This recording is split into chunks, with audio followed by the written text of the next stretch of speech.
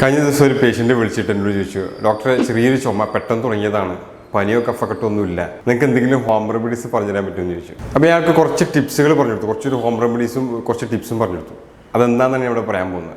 നിങ്ങൾ ശ്രദ്ധിക്കേണ്ട ഒരു കാര്യം, പനിയും കഫക്കെട്ടൊക്കെ ഉണ്ട്, അതിനോട് കൂടെയുള്ള ചുമയാണെങ്കിൽ നിങ്ങൾ ഈ ഹോം റെമഡീസ് ട്രൈ ചെയ്തിരിക്കരുത്.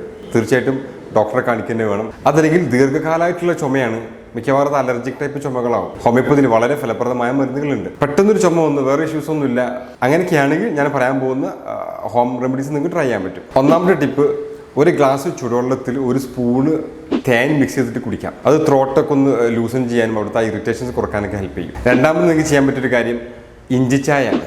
കുറച്ച് പീസ് ഇഞ്ചി ലൈറ്റായിട്ടുള്ള കട്ടൻ ചായയിൽ നന്നായിട്ട് ഒരു 10 മിനിറ്റ് തിളപ്പിച്ചതിന് ശേഷം അതിലേക്ക് ഒരു സ്പൂൺ തേൻ മിക്സ് ചെയ്തിട്ട് കഴിക്കാം. ഇഞ്ചിക്ക് ആൻറ്റി ഇൻഫ്ലമേറ്ററി പ്രോപ്പർട്ടീസ് ഉണ്ട്. അപ്പം അവിടുത്തെ ഇൻഫ്ലമേഷൻ കുറയ്ക്കാനും ചുമ കുറയ്ക്കാനൊക്കെ അത് ഹെൽപ്പ് ചെയ്യും. അതുപോലെ നിങ്ങൾക്ക് ട്രൈ ചെയ്യാൻ പറ്റുന്ന മറ്റൊരു സംഗതിയാണ് മിൻറ്റ് ടീ. പുതിനയില ചായയിലിട്ടിട്ട് നിങ്ങൾക്ക് കഴിക്കാം. അത് അവിടുത്തെ ഈ ത്രോട്ടിൻ്റെ ഭാഗങ്ങൾ നമ്പാക്കും, അത് സെൻസിറ്റിവിറ്റി കുറയ്ക്കും. അതുവഴി നമുക്ക് ചുമ കുറയ്ക്കാൻ അത് ഹെൽപ്പ് ചെയ്യും.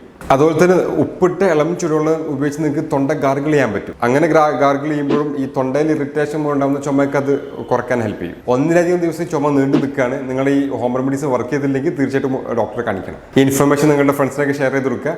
ഇത്തരം ഹെൽത്ത് ടോപ്പിക്കുകൾ ലഭിക്കാനായിട്ട് എന്നെ ഫോളോ ചെയ്യണം കേട്ടോ.